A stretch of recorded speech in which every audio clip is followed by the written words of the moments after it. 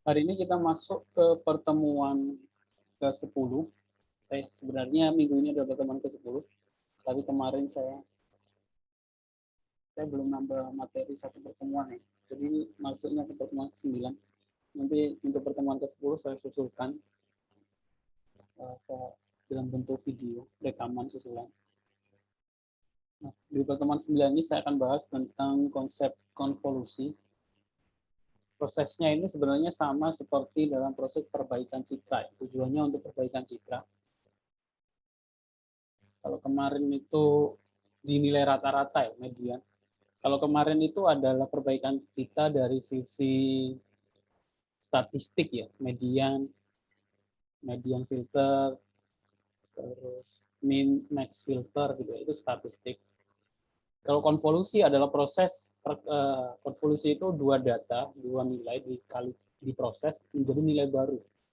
Jadi kita menggunakan sebuah filter bahasanya untuk perbaikan sebuah citra.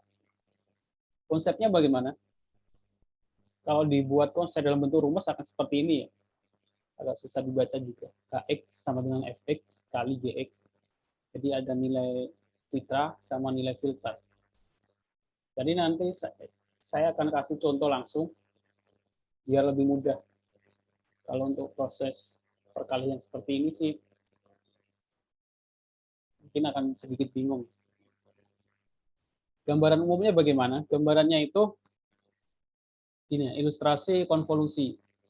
Seumpama di sini ada sebuah citra, kita tahu citra itu terdiri dari baris dan kolom, sebuah metrik angka.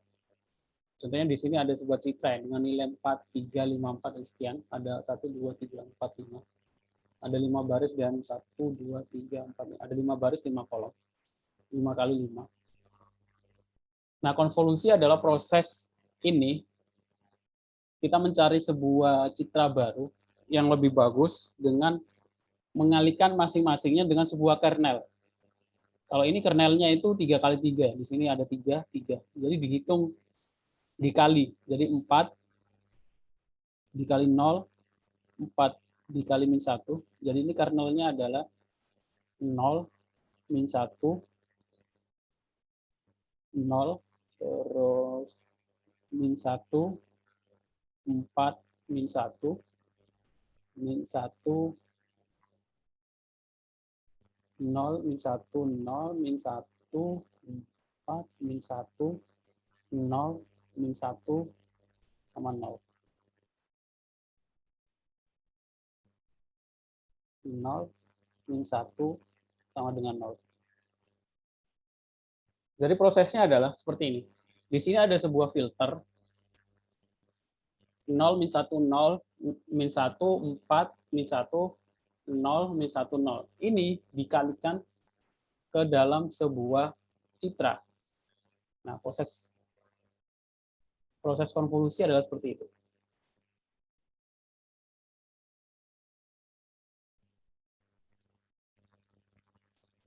Jadi kita mulai dari sama seperti proses yang kemarin ya, perbaikan citra median filter, yaitu dari kiri atas.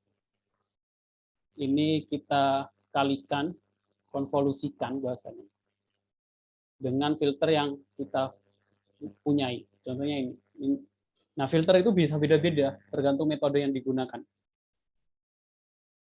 Ini kita kalikan 4 dikali 0,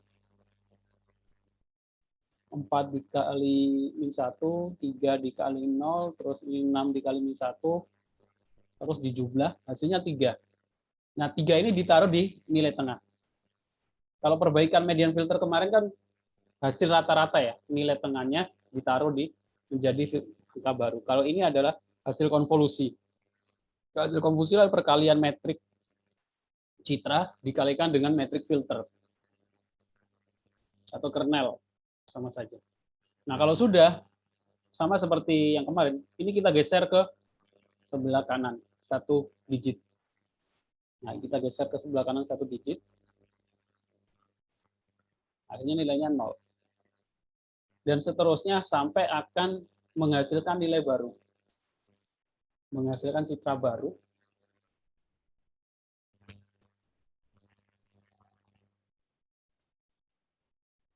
Nah, akhirnya menghasilkan citra baru dengan yang di samping-samping ini adalah kosong. Nah, ini sama seperti median filter kemarin.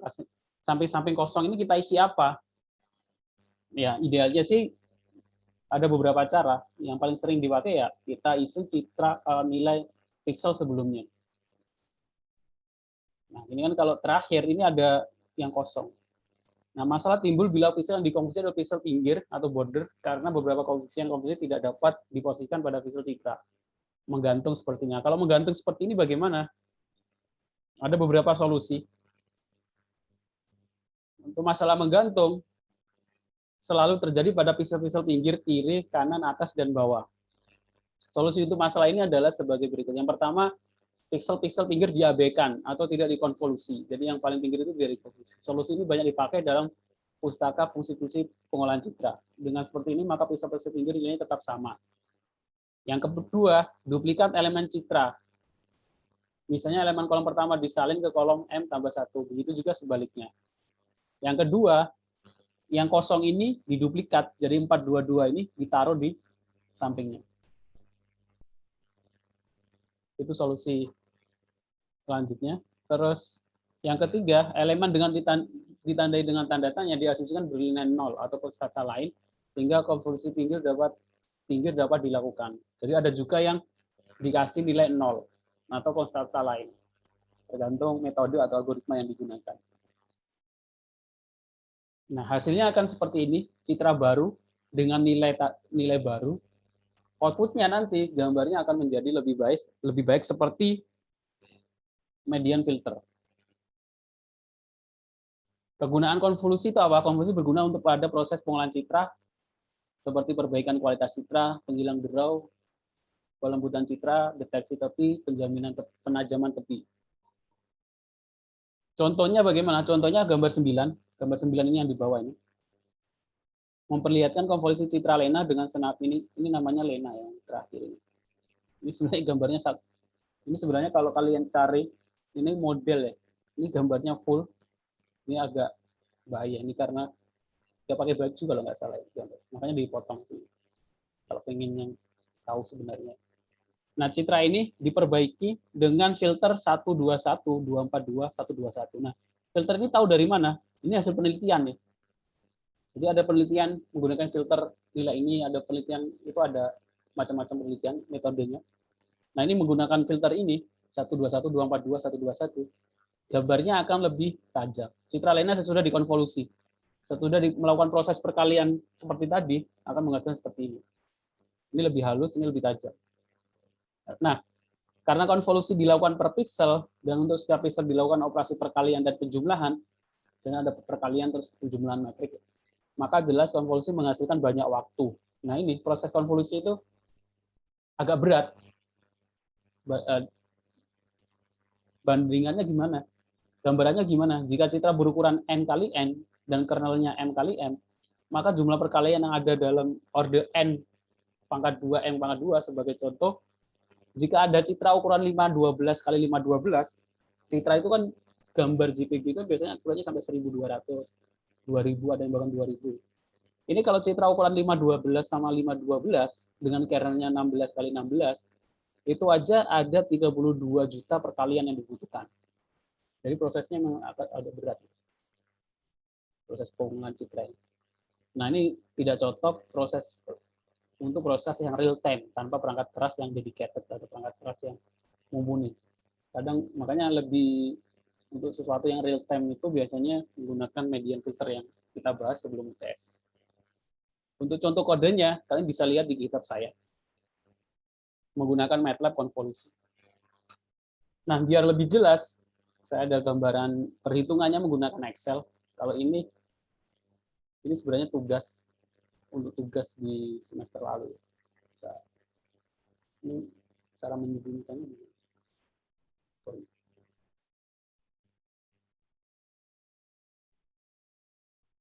Ini ada gambarannya. Contohnya bagaimana? Contoh konvolusi. Seumpama saya punya citra, punya gambar, ukurannya adalah 5 kali 5, 5 pixel kali 5 pixel. Nilai metriknya ini, nilai angkanya, terus ini filternya. Maka yang pertama adalah dikalikan 20 ini ya, yang pojok sini. Ini sudah diwarnai sama biar lebih jelas. Jadi ini diwarnai, yang berwarna oranye ini dikalikan nilai ini dikalikan dengan nilai filter, yaitu ini 20 kali 3, 182 kali 1, hasilnya 3604. Nah, 3600 ditaruh di sini. Habis itu geser ke samping, dan seterusnya.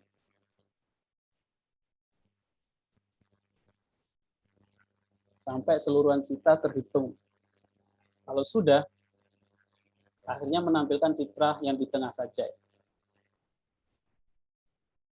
Nah, untuk pinggir-pinggirnya, ya tadi bisa menggunakan citra yang lama, ditaruh di sini. Nah, itu proses konvolusi seperti itu. Oke. Ada yang mau ditanyakan? Dua orang, Dimas Marianto sama Ayu.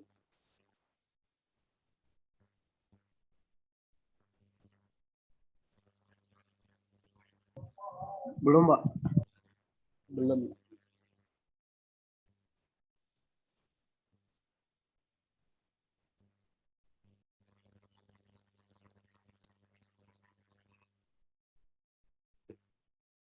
Saya bahas UTS. Bentar, saya lihatin yang sudah ngerjakan UTS. Kemarin 2 orang ngumpulin UTS.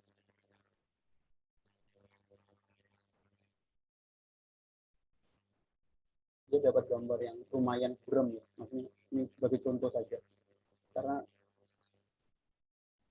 kalau gambarnya buram itu perbaikan citranya cukup jelas.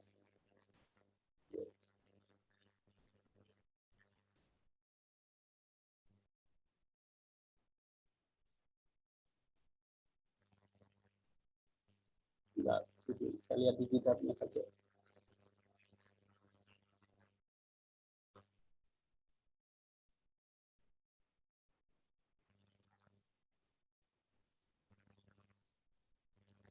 Nah, median filter walaupun cuma kalau kita pelajari kemarin hanya per bagian itu kita cari nilai rata-ratanya, filternya kan 3 kali 3, 3 kali 3, 5 kali 3.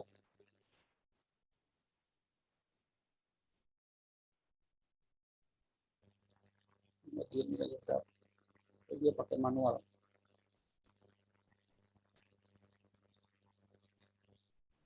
Nah, ini perbaikan citranya itu sangat signifikan ya. Jadi kalau kalian menemukan gambar citra yang cukup buruk, apa yang namanya? Noise ya. Noise-nya seperti ini. Nah, ini. Saya pernah lihat postingan di Twitter atau di Facebook ya. Ada yang kemalingan. Terus dia punya CCTV, tapi CCTV-nya itu burak gitu. Apa? Blur gitu ya. Salah satu metodenya ya diperbaiki, cara memperbaiki gambarnya ya. Kalau itu kan video CCTV, caranya di capture, di screenshot, jadiin foto, terus diperbaiki akan seperti ini. Jadi untuk melihat plat nomor, kalau ada pencurian gitu ya, wajah yang sebelumnya blur seperti ini cukup median filter. Salah satu yang nggak terlalu sulit, apalagi metode-metode algoritma yang terbaru gitu, bisa lebih clear gitu ya, lebih bagus gitu. Makanya kalau di TV-TV gitu, kalau kita lihat film pencarian foto, ngambil dari gambar, terus buruk, terus di zoom, diperbaiki gambarnya, itu emang ada, diperbaiki gambarnya, jadi lebih bagus. Nah, ini contohnya, gambar yang sebelumnya titik-titik seperti ini, hanya menggunakan median filter. Median filter itu kan nilai tengah gitu ya. Jadi dia ngambil nilai tengah, jadi lebih bagus. Walaupun tetap ada titik-titik noise-nya. Nah, konvolusi gunanya adalah merubah seperti ini menjadi seperti ini. Perbedaannya, kalau median filter itu dicari nilai tengahnya, kalau konvolusi adalah kita menggunakan filter gitu, sama kayak nyaring gitu. Ada filternya, ada saringannya. Filternya itu bisa tadi 3 kali 3, 5 kali 3, sebuah metrik seperti itu.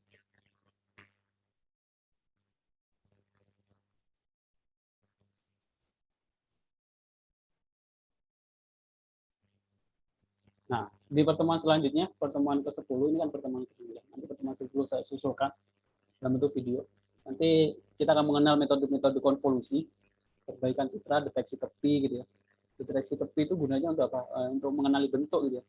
Misalnya saya pengen deteksi bola, otomatis kita harus mengenali bentuk lingkarannya itu yang mana. Otomatis kan kita harus deteksi tepi, tepinya kita deteksi, terus kita cetak, apakah dia dalam bentuk lingkaran atau enggak. Kalau enggak, menghitung koin. Kemarin ada yang nanya ada di grup, ada yang nanya di grup Python Facebook ya. Menghitung koin seperti ini. Nah, menghitung jumlah koin. Ini otomatis deteksi tepi. Kenapa deteksi tepi? Ya karena kita harus mendeteksi tepinya, tepi koinnya nanti baru kelihatan ada berapa bulatan, baru akhirnya kita bisa menghitung koin dari sebuah gambar. Ini menggunakan Python. Nah, ini sebuah koin. Nah, mungkin kalau gambarnya satu kan hitung sendiri aja bisa. Tapi kalau gambarnya ada ribuan, kasusnya ada ribuan kan biar lebih cepat.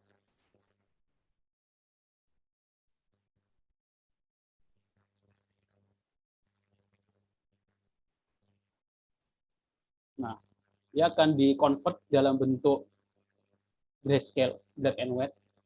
Habis itu dideteksi tepinya. Ini ke bahasa Indonesia, ini orang Indonesia. Terdapat 5 koin. Nah, kalau seperti ini kan lebih mudah untuk deteksi koin. Ini kenapa kita harus nanti ada belajar kenapa deteksi tepi itu dibutuhkan. Oke, seperti itu ya. Oke, kalau nggak ada yang ditanyakan,